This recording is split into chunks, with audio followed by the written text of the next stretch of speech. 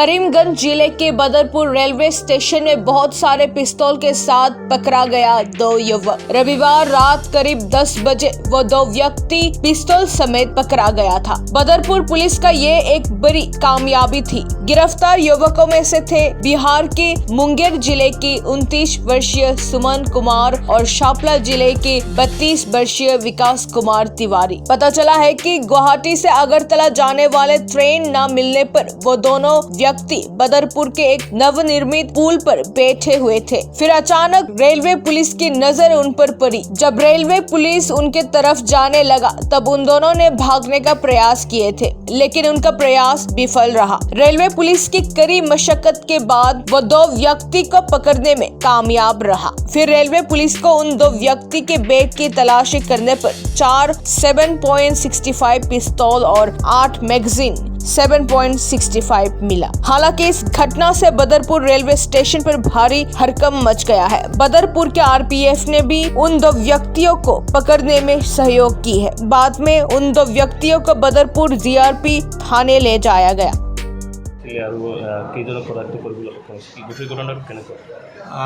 আজি ঘটনাটো হল কি আমাৰ বদৰপুৰ জিআৰপিএছৰ চেকিং পাৰ্টিয়ে 1 নম্বৰ প্লেটফৰ্মত চেকিং কৰি থকা অৱস্থাত 1 নম্বৰ প্লেটফৰ্মৰ অভাৰব্ৰিজৰ তলত 3জন মানুহ সন্দেহযুক্ত অৱস্থাত বহি থকা দেখা পাই পিনি তেওঁলোকক সোধপোছ কৰিবৰ কাৰণে যাওঁতে এজনে পলাই গুচি যায় আৰু অন্য এজন লোক কাষতে থকা ৱালটো পাৰ হ'ব যাওঁতে পৰি যায়।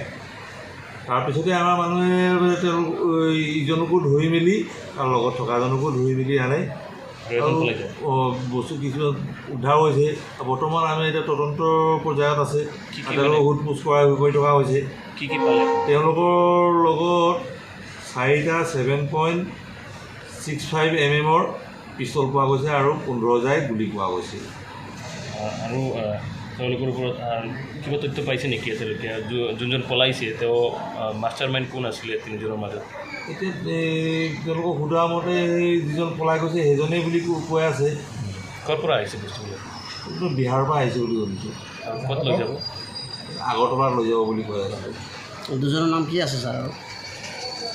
নামটো কি আছিলে?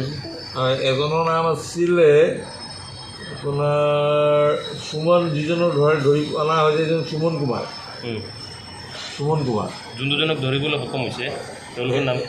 যিজনক ধৰিবলৈ সক্ষম হোৱা হৈছে সেইজনৰ নাম হ'ল সুমন। আৰু এজন যিজন পলাই গৈছে তাৰ নাম আছিলে ইন্দ্ৰজিৎ বুলি কৈ আছে। ইন্দ্ৰজিৎ কুমাৰ বুলি কৈ আছে তেওঁ।